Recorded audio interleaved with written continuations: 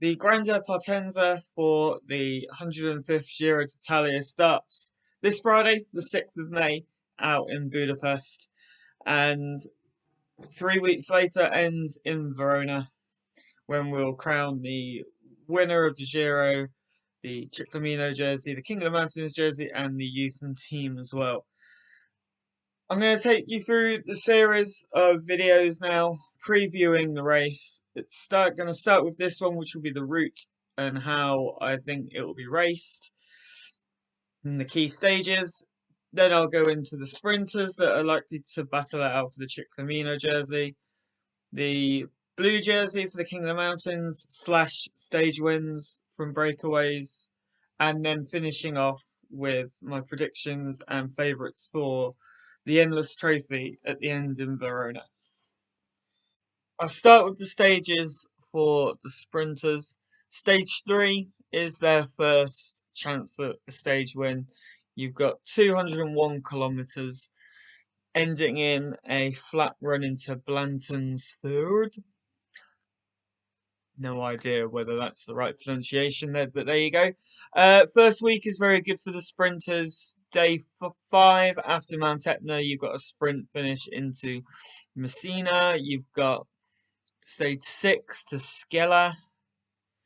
Stage 8 into Napoli is a challenging one, but I see it being a sprint. I think the likes of Caleb Ewan will be able to get up there, certainly.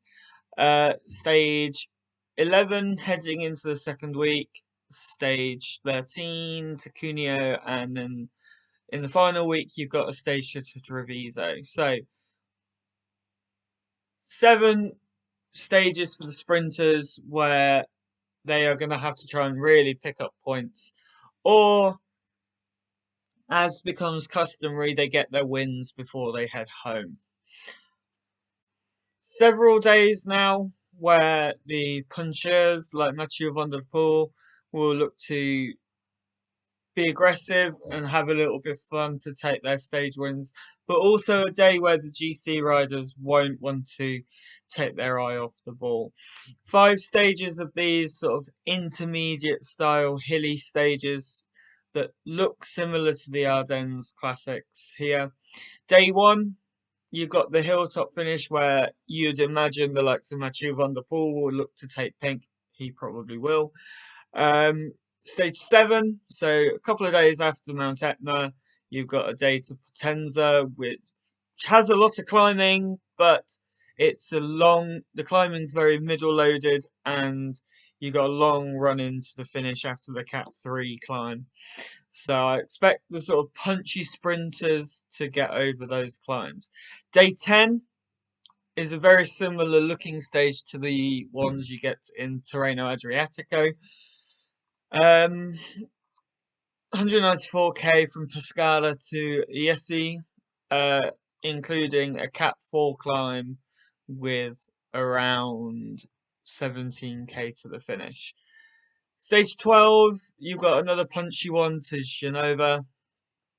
Again, this is sort of intermediate. You might get the sprinters getting over the climbs, but realistically, a team like Alpecin Fenix will make it aggressive so Caleb Ewan doesn't get over them.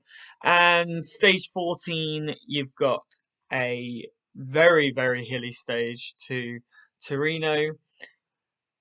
These are all days, as I said, where the GC riders won't want to lose time, but they've got to be potentially aggressive at the same time.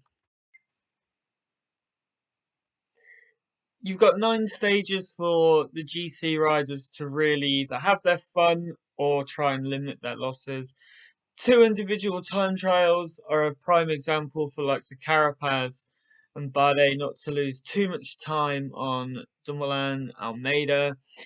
First TT on day 2 is a 9.2 kilometer climb, TT, but you do end in a 1.4k climb, so you've got to pace it a little bit more. Normally a 9k TT, you could just go full gas. And obviously you've got the classic climbing TT in and out of Verona. So those are the 2 TTs. Stage 4 is the first summit finish of the race. They love a summit finish at Mount Etna early on. 22k at average of 6%, going up to 1800 meters. You've really got to be ready for that. You can't go into the Giro anymore, sort of waiting for the third week to see how the legs work, especially in this very front and back loaded Giro.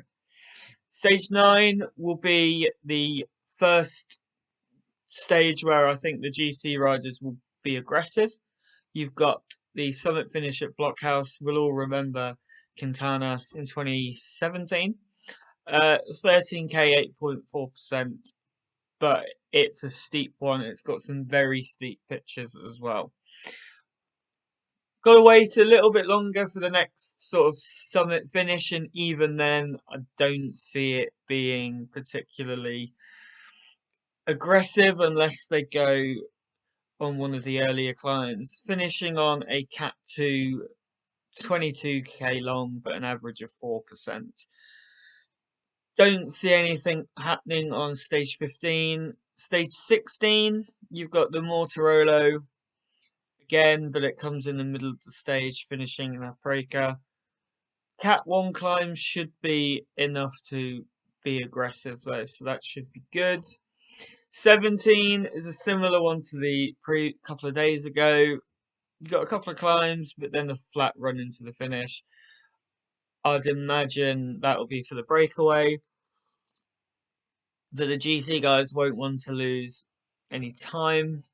Stage 19, you've got a summit finish, a Cat 2 summit finish. This one looks a tasty stage. I don't know whether there'll be attacks on the Cat 1 climb, the Colvaret, but there could be. It's a long run into the finish, so you'd need teammates up the road. But a nice, very, very tough 7.3k, 6% climb to Santoro de Castamonte to finish off. So that should be an aggressive stage. Final mountain stage is a good one. However, stage 20 to the Passo Fidaya. As we all know, the Passo Fidaya is a very steep climb. So hoping for either an aggressive race before that on the Podoi, but definitely hoping for an aggressive final mountain stage, especially if the likes of Carapaz, Bardet and co need to make time up on the likes of Joao Almeida. So there's my preview for the route. Plenty of days for everyone to be able to make their mark on the Giro. I think the key stages are going to be Etna and Blockhouse, Aprica, Passo Vidaya, and then the final TT into Verona. It's a route that's very front and back loaded, but it's got a good route for everyone with that in mind. So hoping for a very aggressive and very good race. Thank you for watching, and I'll see you over on the flip side for my sprinters that are looking to take the sprint stages.